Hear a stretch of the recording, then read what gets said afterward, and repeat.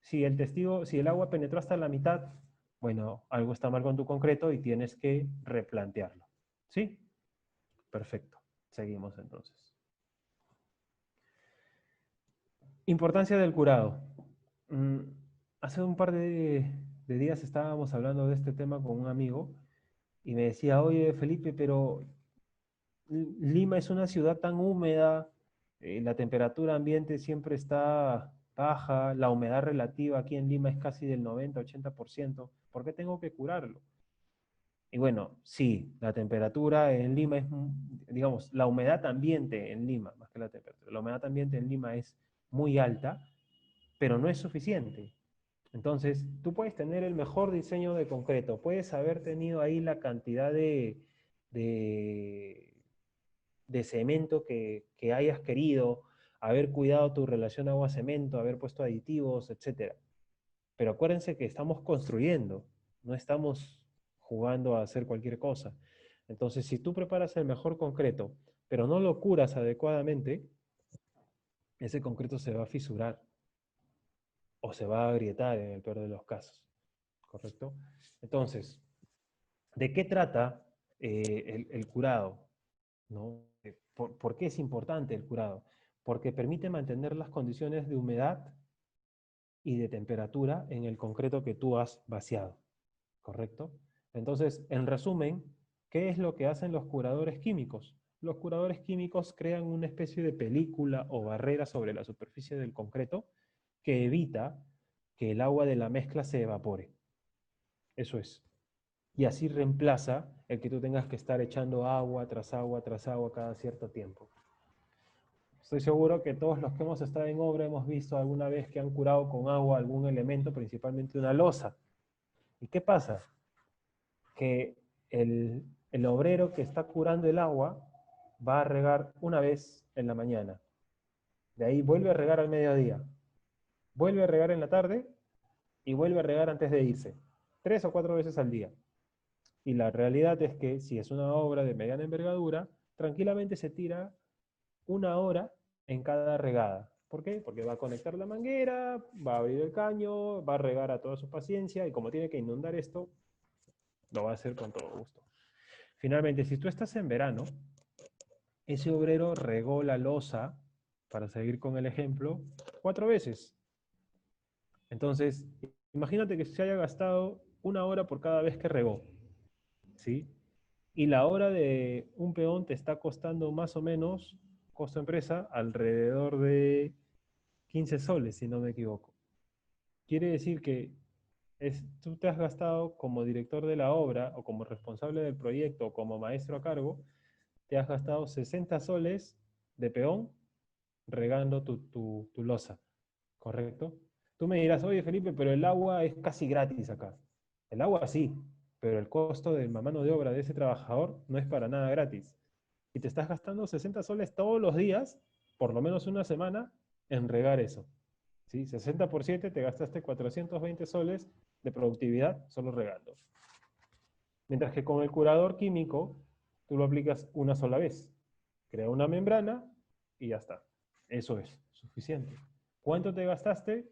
Más o menos 1 litro de curador te rinde de 50 a 80 metros cuadrados. Y es súper barato, porque más o menos el litro de curador, si no me equivoco, te cuesta 1,50 sol. Entonces, estamos hablando pues de una sola pasada y se acabó. ¿Sí? Siempre cuando tengan que tomar alguna decisión en cualquier rubro de lo que es construcción, y obviamente también en el concreto y en su curado o en su desmoldado y en todo eso, evalúen no solamente el costo del producto versus producto, porque si tú evalúas el agua, que es casi gratis, versus el curador, no, prefiero curarlo con agua. Claro, pero súmale el costo de la mano de obra a ver si te va a seguir pareciendo barato, ¿no? Siempre evalúen completo el círculo. Entonces tenemos acá algunos métodos de curado, ¿sí? Perdón. Curador químico que forma membrana, láminas plásticas para curado, algunas, algunos tópicos más. Y aquí hablamos, este gráfico me gusta porque nos dice más o menos la diferencia de cuánto fisura el concreto en función al tiempo, dependiendo de la cantidad de litros o kilos de agua que tú le añades, por metro cuadrado, evidentemente. Entonces, partimos como siempre de cero y vamos a las 10 horas. En 10 horas, si yo le he agregado 3 litros de agua por metro cuadrado, prácticamente la fisuración es nula, ¿sí? Pero si solo le he agregado 1 litro, probablemente tenga fisuras de 5 milímetros, o sea, medio centímetro por cada metro, ¿sí? Y si no le he agregado nada, quizás ya esté por 6 milímetros. Entonces, para los que dicen que no es importante el curado, bueno, no le agregues agua, vuelve al día siguiente y vas a ver que vas a tener fisuras y grietas, ¿correcto? Ahora, ¿qué pasa si le agregamos curador? Si le agregamos curador, nótese que la escala acá, el 1 está por acá, ¿sí? Si le agregamos curador, más o menos vamos a estar por aquí, muy cercano a los 0 milímetros de fisura, o sea, casi sin fisuras, si le agregas medio litro por metro cuadrado. Si le agregas 1/4 de litro por metro cuadrado, estás cercano a una fisura de 1 milímetro. Casi nada, ¿correcto? Felipe, ¿y por qué es importante que el concreto no tenga fisuras? Total, sigue siendo un elemento rígido, es bastante sólido, yo creo que no pasa nada. Bueno, acuérdate que tú estás haciendo tu concreto y probablemente sea un concreto armado. Pongamos de ejemplo una casa, ¿sí? Entonces yo no creo que nosotros vamos a meterle acero a las vigas, vamos a cuidar nuestro diseño de concreto, vamos a ir, comprar con el maestro las bolsas de cemento para llenar nuestro techo y finalmente salen las fisuras ahí. Y estamos, como decíamos, en una zona en Lima donde la humedad relativa es muy alta. Entonces, ¿qué pasa con estas fisuras si yo no las trato? Bueno, lo que va a pasar es que la humedad del ambiente va a penetrar esas fisuras y va a dañar el acero de tu viga. Y ese acero, por ende, se va a corroer y tu estructura no va a rendir o no va a durar lo que tenía que durar. Yo no te voy a decir que eso se va a caer con el primer terremoto, por supuesto que no, pero sí vas a tener problemas de corrosión en un tiempo mucho más corto de lo que deberías. Entonces, esa es la importancia de evitar tener fisuras en las estructuras, ¿correcto? Bien, ¿cómo vamos con el tiempo? Ok. Tenemos por acá después desmoldantes, ¿correcto? ¿Para qué estamos usando desmoldantes en el concreto? ¿Por qué tengo que usar esto en las formas? Felipe, yo estoy usando un encofrado metálico. Ah, no, yo uso fenólico. Ah, no, yo uso tablones de madera que son súper absorbentes. No, yo uso moldes plásticos. Ok, sea cual sea. ¿Por qué tengo que usar un desmoldante? ¿Por qué no? ¿Por qué no lo hago así nomás? Porque si no le metes un desmoldante a eso, el concreto se va a adherir a la superficie del encofrado. Y cuando tú desencofres, probablemente si es un elemento horizontal a las 24 horas, o si es un elemento vertical quizás a los 2 días o más, ¿correcto? Cuando tú desencofres, ese concreto va a estar adherido a la formaleta. Y como tal, cuando tú saques, vas a sacar una parte del concreto. Entonces puede ser que tú te lleves tu formaleta o tu encofrado con el pedazo de revestimiento del concreto, que no es lo ideal, ¿correcto? Entonces, esa es una. Y dos, que ayuda a generar un mejor acabado sobre la superficie del concreto. Un acabado libre de burbujas, libre no sé, o sea, un acabado tipo caravista.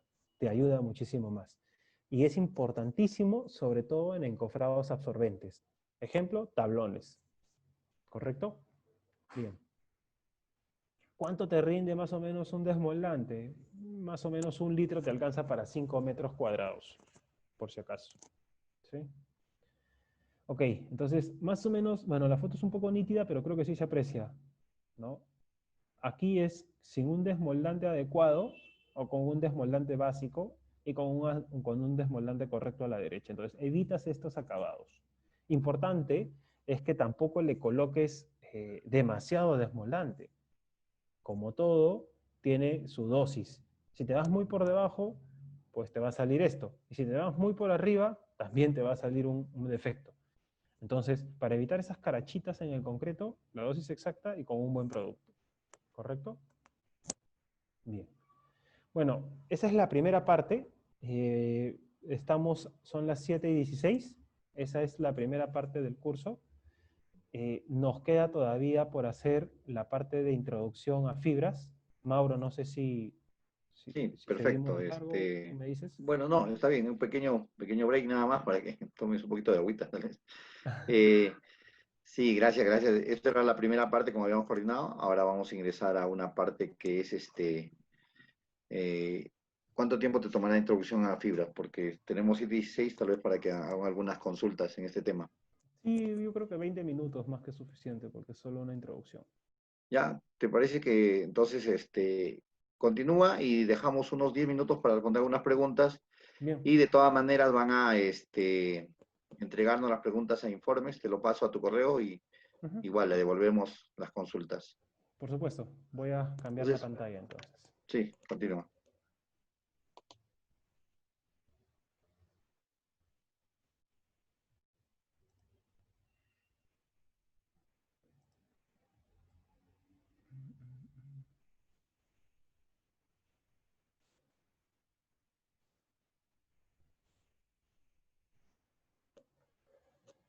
Ok.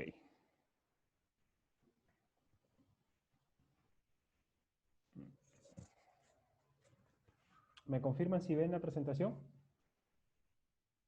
¿Sí? Sí, Ya, sí, está bien. correcto.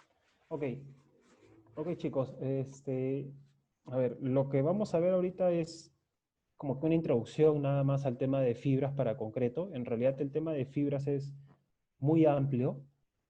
Es algo que en Perú es muy usado, sobre todo en el tema de tunelería, pero pese a eso, todavía sigue siendo uno de los temas que tiene mucho por aprender, por saber.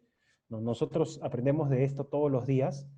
Es un tema muy simpático y tiene muchas aplicaciones. En la foto ustedes pueden ver, este soy yo, con un compañero de la empresa clienta, ¿no? Y estábamos viendo cómo, o sea, estábamos apreciando el tema del chocreteo en el túnel, en un túnel de una central hidroeléctrica, ¿correcto? Entonces, eh, en la foto se aprecia un chocret de túnel, pero las fibras también se pueden usar para hacer losas industriales o para hacer pavimentos rígidos, ¿correcto? O para vaciar un techo simplemente, un techo aligerado. Entonces, yendo a esto, avanzamos un poquito. Nosotros en Perú, a nivel constructivo, digamos que nuestro referente más cercano debido a la similitud de actividades económicas y de país, nos guste o no, es nuestro amigo vecino del sur, Chile. ¿Por qué digo esto? Porque Chile es un país que, al igual que nosotros, tiene mucha minería, ¿sí? Nos lleva cierta ventaja en cuanto a infraestructura, pero a nivel de minería y de soluciones constructivas, digamos que es nuestro referente más cercano. ¿Por qué no Colombia? ¿Por qué no Brasil? Porque sus realidades son distintas. Colombia es un país que no tiene minería y Brasil pues es un monstruo, pertenece a las 7 potencias mundiales, entonces estamos lejos de, ¿correcto? Avanzamos entonces. Dicho eso, voy a hacer una introducción, un comparativo del mercado chileno con el mercado peruano en cuanto a fibras, ¿correcto? Lo que ustedes pueden ver aquí en el primer gráfico es la línea azul es el consumo de fibras en grandes proyectos, de fibras metálicas. Y la línea roja o la curva roja es el consumo de fibras sintéticas. Entonces, esto de acá evalúa la última década.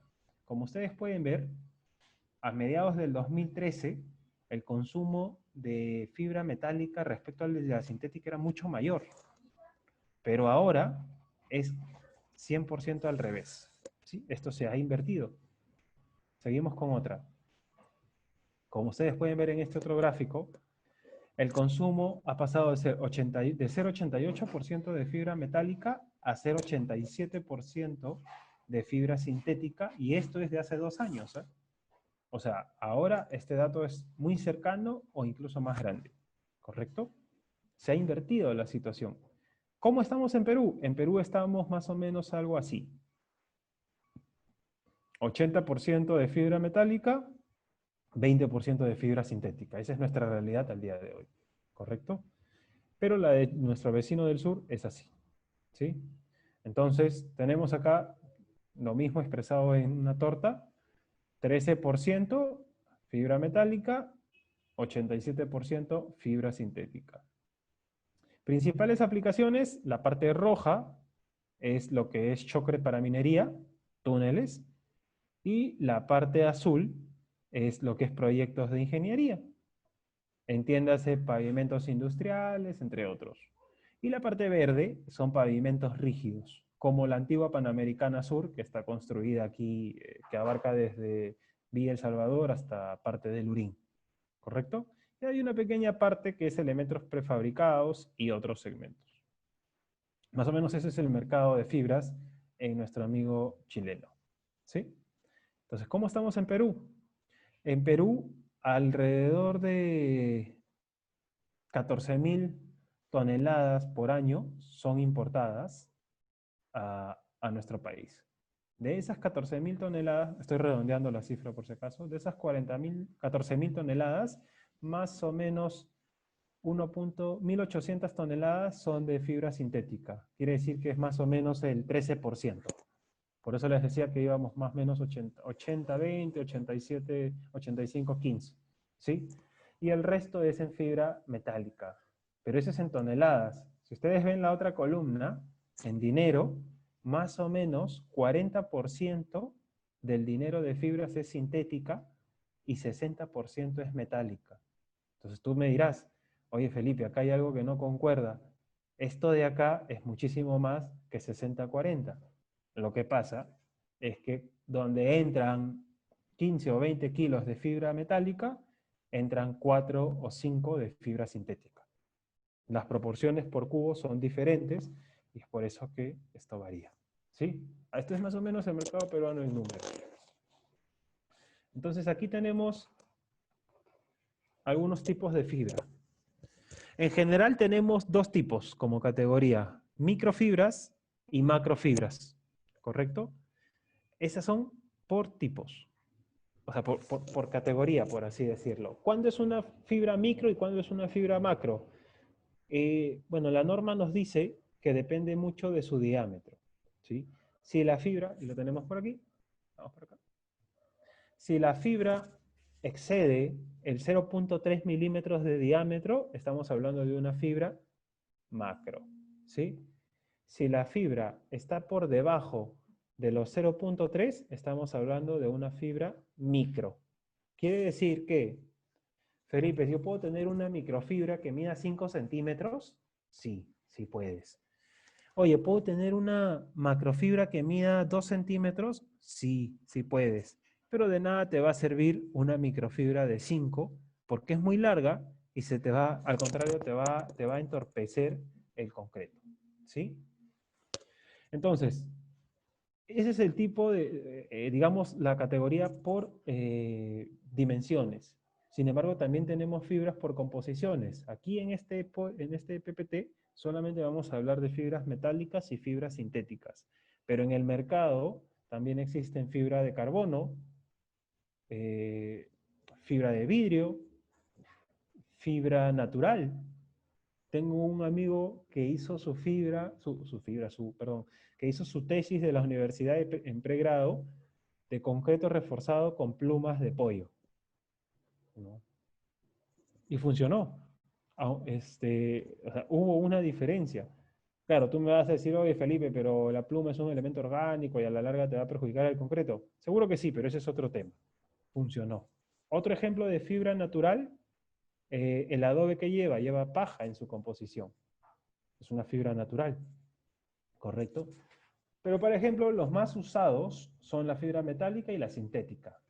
La fibra de carbono es muy usada, pero para refuerzo estructural, debido a su alto costo. Y estas dos de acá son las más comunes en proyectos de construcción. ¿Sí? Diferencias básicas La dosificación de la fibra metálica va del orden de los 20 a los 40 kilos por cubo, mientras que de la sintética va en realidad va desde los 2 kilos hasta los 8 kilos, ¿sí?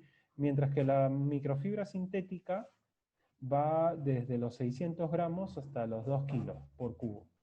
Estas dos de aquí pueden ser usadas como refuerzo estructural en ciertos elementos, no en todos. Yo no podría reemplazar el acero al 100% con esto en una columna o en una viga o en una placa, mucho menos en un techo. Pero sí puedo reemplazar el acero al 100% en una losa contraterreno, en una losa industrial, o quizás en un elemento prefabricado, ¿correcto? Mientras que con esta, la microfibra es exclusivamente para tratamiento de protección pasiva contra el fuego o para disminuir la fisuración en edad temprana en el concreto. Esta no es una fibra estructural. ¿Sí? Ok, avanzamos entonces. Como habíamos mencionado, las fibras también se rigen por códigos o por normativas. Entonces tenemos el estándar europeo. En el caso de fibras, la que rige es la 14889. La parte 1 es metálicas y la 2 es sintéticas. ¿Sí? Esto ya lo hemos mencionado. Clasificación de microfibras por tipo de diámetro. Pueden ser monofilamento o fibriladas. ¿Qué es una fibra fibrilada? No sé si todos llegaron a llevar el curso de formación laboral en el colegio, donde nos hacían tejer con hilo de rafia. Este hilo es como un hilo plástico, que tú lo comienzas a deshilachar y se forma como una telaraña. Eso es el efecto de una fibra fibrilada. ¿Qué quiere decir? Que la fibra tú la pones en el concreto, la mezclas y con la abrasión que genera, la fibra hace un efecto telaraña y se expande. ¿Correcto? Entonces, de una sola fibra salen varios filamentos. Mientras que la fibra monofilamento, porque ambas son microfibras, quiere decir que cuando se mezclan en el concreto se separa al 100% y cada filamento tiene el mismo diámetro que el otro. No forma un efecto telaraña, simplemente forma un efecto de que se separa y se esparce por todo el concreto, similar al efecto que genera la macrofibra. ¿Sí? Bien. Entonces, en el código americano, en la norma americana, tenemos la 820 para fibra metálica y la 7508 para sintética, en cuanto a concreto reforzado. ¿Sí? Les comentaba hace un poco que esta fibra de acá sirve como protección pasiva contra el fuego. Vamos a ver un poquito de eso. Vemos eso y cerramos ahí la charla de hoy. ¿Correcto? Entonces tenemos, con 600 gramos de microfibra sintética, más o menos por cubo de concreto, tú estás controlando la fisuración en edad temprana. Les doy un ejemplo real.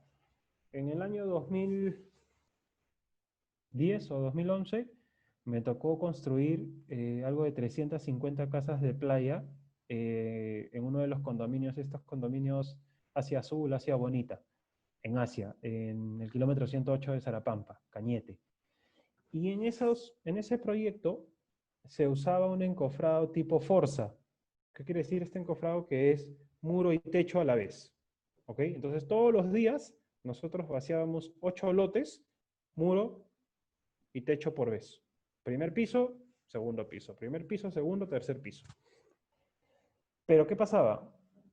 La brisa marina era muy agresiva, el proceso constructivo, bueno, tengo que admitirlo, no era el adecuado, porque el desencofrado era muy rápido, y además que la sección de las placas eran muy esbeltas. Eran placas de 11 centímetros y de 13 centímetros, si no me equivoco. Entonces, en los primeros lotes tuvimos el problema de que el concreto se fisuraba, pero por todo lado. Entonces, hicimos la consulta en ese entonces al especialista y nos dijo, incorpórale 600 gramos de fibra, de microfibra sintética por cubo y prueba. De verdad que lo incorporamos. Yo todavía no estaba en SICA, trabajaba para una constructora y ciertamente nos desapareció casi al 80-90% el problema de la fisuración. Súper efectivo. Pero eso es a 600 gramos. También tenemos un tema de protección pasiva contra el fuego, que es lo que habíamos hablado. Entonces, ¿qué pasa si yo pongo esta microfibra en dosis de 1 a 2 kilos? Fácil. Actúa como protección pasiva contra el fuego, como ya lo has dicho. Pero ¿para qué quiero protección pasiva? En caso de incendio. ¿En dónde? En túneles viales. Ok.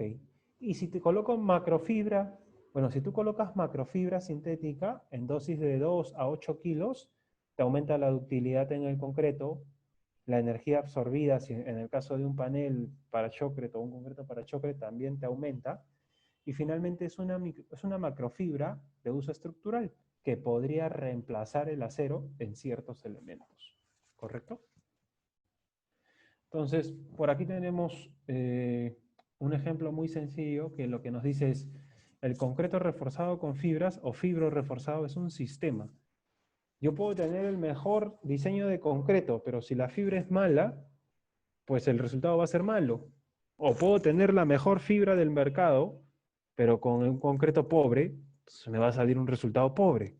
O sea, por el hecho que tú tengas una super fibra o un super diseño de concreto, si en la otra parte no es igual de buena, pues te va a salir cualquier cosa. ¿Sí? ¿Ok? Esto simplemente nos dice, tenemos fibra de carbón, fibra metálica, esto es el concreto, por acá tenemos fibra plástica, fibras naturales. ¿Qué es lo que nos está demostrando esto? Que dependiendo del elemento, ¿correcto? Dependiendo del elemento, eh, el módulo de elasticidad y la resistencia a la elongación puede ser diferente, ¿correcto? Por acá también tenemos una relación longitud-diámetro. Muchas veces nos dicen, oye Felipe, estoy comparando diversas fibras metálicas. ¿Qué me conviene? ¿Me conviene tener una fibra que tenga diámetro, que sea delgada o que sea más gordita? ¿Qué es lo que me conviene? Bueno, eso es relativo, pero lo cierto es que si tu fibra es muy delgada, tú vas a tener mayor cantidad de filamentos por kilo, ¿correcto? Entonces tú me dirás, ah, entonces me conviene que sea delgada. Bueno, sí y no, porque si tu fibra es gordita, vas a tener menor cantidad de filamentos por kilo, pero se trata de hallar una proporción. Lo ideal es que esta relación esté cercana a 75 u 80, que esté cercana al límite superior. ¿Por qué? Porque si tú tienes demasiados filamentos por kilo, al final vas a tener demasiada fibra en el concreto y se te van a formar muchos erizos que le llaman, ¿correcto? Entonces la mezcla ya no va a ser trabajable. No se trata también de meter por meter. Y eso es un criterio a la hora que tú diseñas con fibra. Porque tú le puedes seguir metiendo fibra, metiendo, pero si a nivel operacional ya no es trabajable, entonces simplemente ya no vas. ¿Correcto? ¿Qué quiero decir? Muchas veces cuando trabajamos con fibra, los clientes nos dicen, oye, ¿sabes qué? Yo quiero reemplazar aún más acero. Bueno, si tú quieres reemplazar más acero, tendremos que meter más kilos. Pero llega un punto en que ya no es viable, porque incluso económicamente la fibra puede ser más barata que el acero. Pero si ya tengo 7, 8 kilos por cubo, ya no va a ser trabajable. Vas a tener más erizos que fibra envuelta, entonces no es viable. ¿Sí? Esto es una referencia simplemente del mismo concreto, pero reforzado sin fibra, con microfibra 600 gramos, con 5 kilos de macrofibra y con 7 kilos. Y lo que estamos comparando aquí es la trabajabilidad. ¿Sí? Hemos medido la extensibilidad de este concreto con la mesa de sacudidas y un concreto sin fibras nos da más o menos unos 70 centímetros de extensibilidad y más o menos un aire que está por acá. A ver, vamos a leer esto. No me deja ver. Perdón. Un aire que está en 1.8. ¿Sí? Cuando le incorporas 600 gramos de microfibra, la trabajabilidad cae de 70 centímetros a 63 centímetros. Disminuye casi un 10%. Y el aire me sube a 2.3. ¿Sí? Si tengo concreto con 5 kilos de macrofibra, la trabajabilidad me cae casi en un 5% y el aire se mantiene. Y si ya tengo más de 5 kilos, ustedes ven cómo la trabajabilidad vuelve a caer casi en el 10%. Un dato curioso es que el aire no aumenta cuando incorporas macrofibra, pero sí aumenta cuando incorporas microfibra. ¿Correcto? Ok, ¿qué hora es? Son las 7:36. Vamos a ver esto rapidito y con esto cerramos. ¿Sí? Esto es lo que yo le mencionaba del tema de protección pasiva contra el fuego, que se suele aplicar mucho en túneles viales, ¿correcto? Como ustedes pueden ver acá, esto refleja o simula una sección de un túnel. Y esto es un incendio. ¿Por qué podría haber un incendio dentro del túnel? Puede ser porque se choquen dos camiones. Imagínense que esté yendo un camión de petróleo con una combi y se chocan. Y justo pues explota. Dios no quiera, pero pasa, ¿no? Y se genera un incendio y justo en el medio del túnel. Y estás en hora punta. Y hasta que lleguen los bomberos y lo puedan apagar. Entonces, para esas condiciones o esas consideraciones es que se diseña en función a protección pasiva contra el fuego.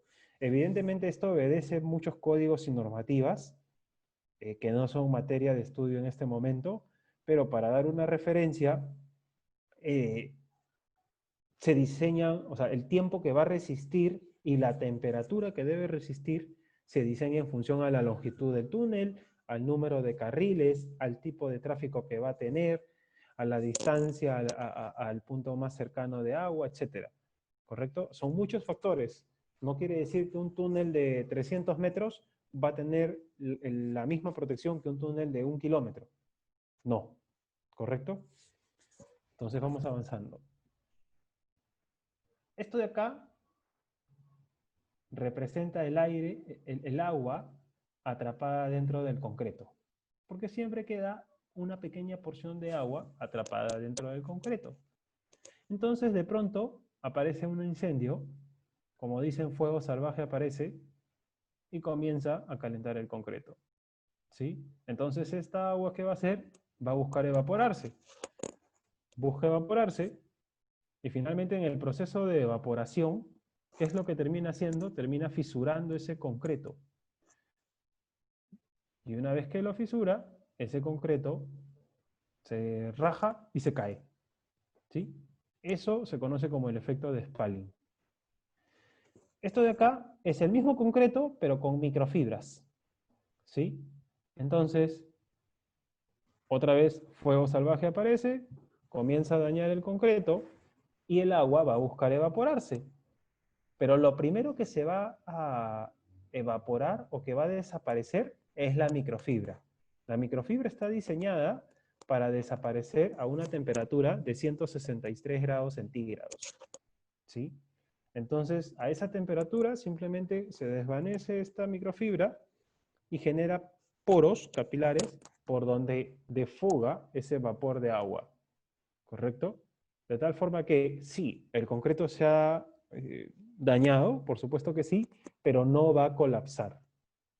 Y como no va a colapsar, no va a matar gente, ¿correcto? Y va a aguantar más tiempo de exposición a cierta temperatura del fuego, que es lo que finalmente se busca. Por eso, a eso nos referíamos con protección pasiva contra el fuego. ¿Por qué pasiva? Porque va dentro de la mezcla de concreto. No es una pintura ignífuga, no es una membrana antifuego, no, es pasivo. ¿Sí? Entonces, hasta ahí vamos a llegar el día de hoy. Mauro ya nos va a indicar cuándo son las siguientes presentaciones para seguir avanzando con todo esto. ¿Sí? Mm, Bueno, muchísimas gracias, ingeniero Felipe Chan. De verdad, ha sido muy, muy didáctica su curso, los conocimientos. Yo creo que todos se están llevando una muy buena información, muy didáctica. Ya lo tienen, como usted dijo, el próximo mes, la quincena también de agosto, vamos a hacer el tecnología de concreto a nivel 2, donde vamos a ampliar ya la idea, como conversábamos, Felipe, era que lo tengan todos los conocimientos básicos para que después vayamos avanzando en las nuevas tecnologías y en los Sí, nuevos por supuesto. usos. Agradecemos infinitamente, Felipe, aparte del Instituto Peruano de Cemento y Concreto, y de las más de casi 400 personas que están viendo. Entonces, estoy por seguro que están muy agradecidos, están haciendo No, algunas gracias a preguntas. ustedes. Tenemos tiempo para hacer algunas preguntitas puntuales. Ujú. Muchas de ellas se agradecen sinceramente la ponencia. Hay una que, vamos a hablar, a ver, de Jesús Salcedo. Buenas noches. ¿Qué tipo de fibra es recomendable para túneles transportables? Para túneles transportables, Eso es lo que dice Jesús mm, Salcedo. No, no lo entiendo un poco. bueno, no termino de Debe ser un entender a qué se prefabricado. refiere. Sí, por ejemplo, si te refieres a túneles prefabricados, por ejemplo, bueno, pongamos de ejemplo el proyecto que se está ejecutando ahorita en Lima, ¿no? En la línea Los 2 del dobles. metro. La línea 2 Sí, del correcto. metro es un proyecto que está hecho con una tuneladora, ¿correcto? Una TBM, y trabaja con dovelas. Estas dovelas llevan una estructura de acero muy fuerte y como protección pasiva contra el fuego llevan 1 kilo de nuestra microfibra por cubo de concreto. Entonces, pero esa microfibra cumple estrictamente una función de protección contra el fuego, ¿sí? Sé que hay otros proyectos en el mundo donde han sido hechos 100% con fibras, sí, pero acá en Perú esa es la experiencia, ¿correcto? Y ampliando un poco la pregunta, en general, en lo que es túneles, habría que definir si es un túnel de exploración, si es un túnel de explotación minera, si es para una central hidroeléctrica, el tiempo de duración, el revestimiento del shotcrete, para definir qué fibra es la ideal, ¿no? Correcto. Bueno, acá hay dos preguntas que quiero unirlas un poco Mm. para que se pueda representar. César Joel y Miguel Núñez. Hablan qué consideraciones especiales se debe tener en cuenta con los demás elementos que componen el diseño de mezcla en el empleo de fibras. Y también habla de Miguel, mi consulta es la siguiente. Excelente presentación, primeramente agradece. ¿Pueden variar las propiedades de los aditivos cuando estos son transportados a climas diferentes? Está hablando más o menos de ambas casi parecidas. Ujú. Sí. Bueno, la primera pregunta, en realidad, más allá de las consideraciones, es que tú tienes que considerar todo lo que está, lo que involucra tu proyecto, ¿ok? No solamente en el tema de los agregados. Para cada, digamos, elemento hay alguna guía que te puede servir de clasificación de la granulometría, tipo de agregado, etcétera, el cemento. Pero, y esto va un poco también con la respuesta a la segunda pregunta, lo que sí debes siempre considerar y que a veces pecamos de no evaluarlo o no tomarlo en cuenta por X razones es factores climáticos, factores de acceso, eh, ver si el agregado viene de río o no viene de río, este, no lo sé, tiempo de ingreso al punto de vaciado en sí. Eh, ¿Por qué te digo esto? Porque, por ejemplo, hace un tiempo tuvimos el trabajo con un cliente que estaba haciendo una central hidroeléctrica y su planta de vaciado estaba al pie del cerro, ¿sí? Pero el punto de vaciado estaba dentro del túnel y para llegar a la boca del túnel era 1 hora de tránsito y para ingresar al punto de vaciado era casi 30 minutos, ¿sí? Entonces, lo que no había considerado, digamos, lo que no se había considerado en el diseño, era que no solamente era llegar esa hora de tránsito, sino el tiempo que podía demorarse la gente dentro del túnel vaciando, y que siempre pasaba. Entonces, ¿qué pasaba? Como consecuencia, el concreto siempre se le secaba y siempre estaban con el tema de retemplar el concreto, cuando podían haber hecho un diseño que dure más tiempo, o sea, que tenga una mayor trabajabilidad y simplemente aguantaba, ¿no?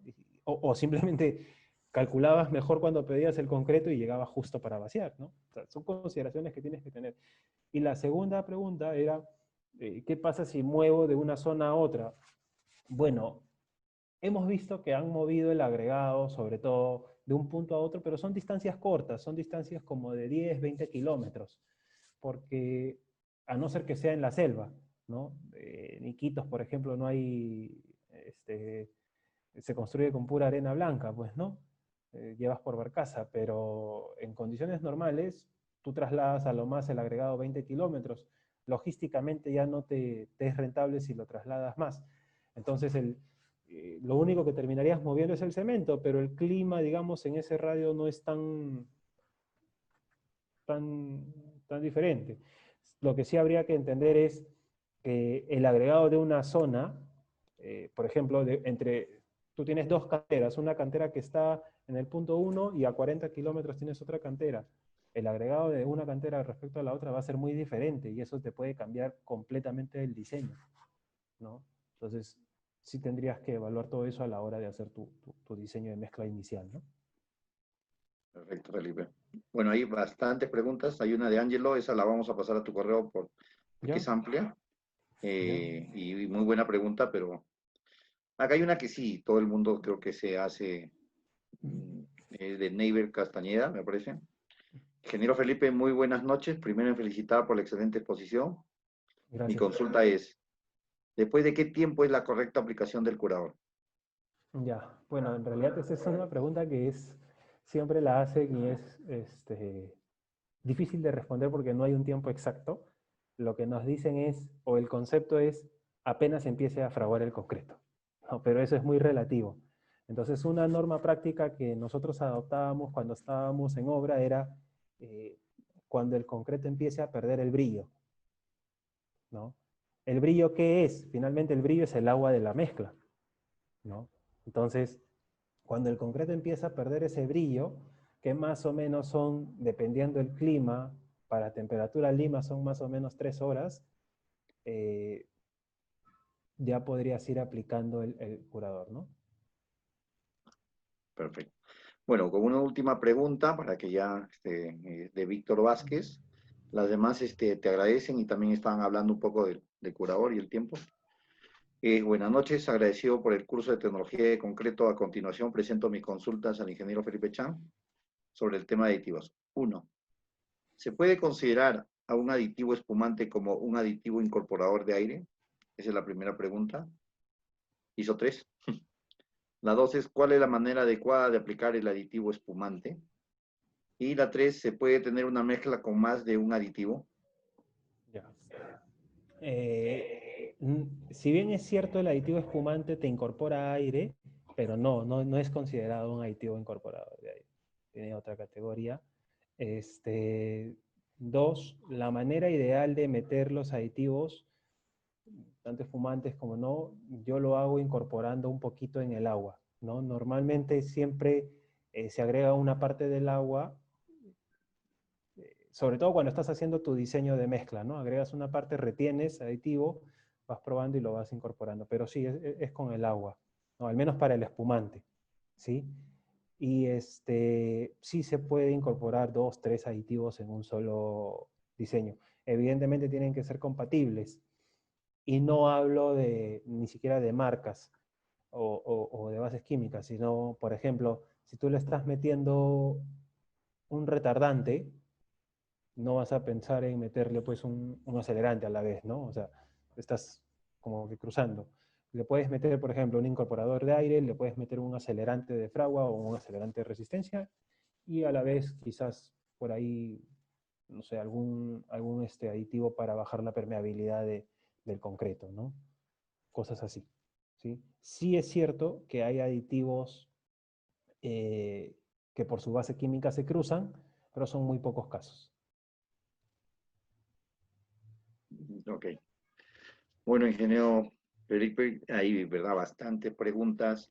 Todas seguro van a llegar al correo. Se lo Ah, voy a pasar mañana temprano y voy a responder a las personas. Y de todas maneras, el día de mañana, que es el cierre con el curso que está programado con la empresa Control de Calidad de Concreto, ujú.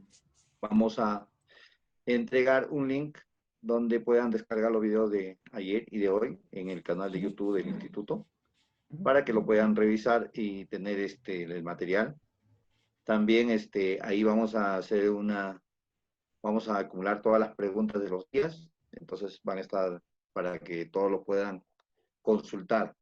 Ya, no hay Entonces, problema. ingeniero Felipe, muchísimas gracias por su tiempo, muchísimas gracias a su empresa SICA por el apoyo constante al Instituto Peruano del Cemento y el Concreto. Agradezco infinitamente a todos los participantes que hasta este momento están participando. Eso habla muy bien de nuestro país, habla muy bien de que nosotros somos muchos profesionales, bueno, de todo nivel, mando medio, alto y bajo. Los Ujú. maestros, los estudiantes que estaban ávidos por conocer. Y la línea del Instituto Peruano es eso, de poder compartir ese conocimiento, de ser un canal de información y gracias a las empresas como la de ustedes, ¿no? Que No, nos apoyan gracias a bastante ustedes. para... Muchísimas gracias, Felipe Chong. ¿Algunas últimas palabras para cerrar el evento?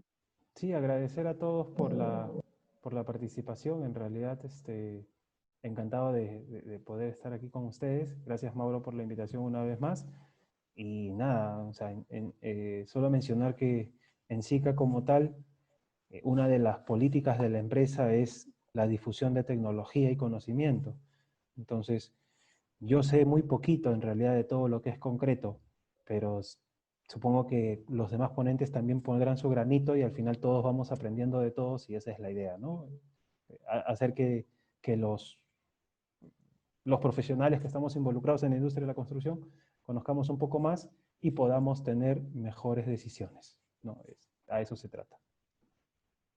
Correcto, Gracias. ingeniero Felipe. Sinceramente, nuevamente agradecidos, muy agradecidos a digna participantes. Qué bueno tenerlos hasta ahora. Perfecto. El día de mañana continuamos con el último curso. Mañana les estamos dando todos los pormenores para que puedan descargar los videos mediante el canal de YouTube y también para los pormenores para dar el examen de conocimiento el día domingo. Que no se asusten, que es simple. Lo importante es que queremos tener ya toda una gran cantidad de personas capacitadas para que vayan avanzando poco a poco en el conocimiento, ¿no? Lo que habíamos conversado, Felipe, ¿no? La idea es formar como canteras que ya tengan, cuando entremos a cursos más de tecnología, lo sepan entender de dónde sale. Es como una matemática, ¿no? Queremos aprender primero la suma para entrar después a multiplicación y luego a Claro. diferenciales, ¿no? Ujú. Entonces, este es el proceso que nos hemos trazado. Muchísimas gracias a todos, Felipe, gracias a todos. Mañana los espero a las 6 de la tarde en punto y gracias y hasta luego. Gracias.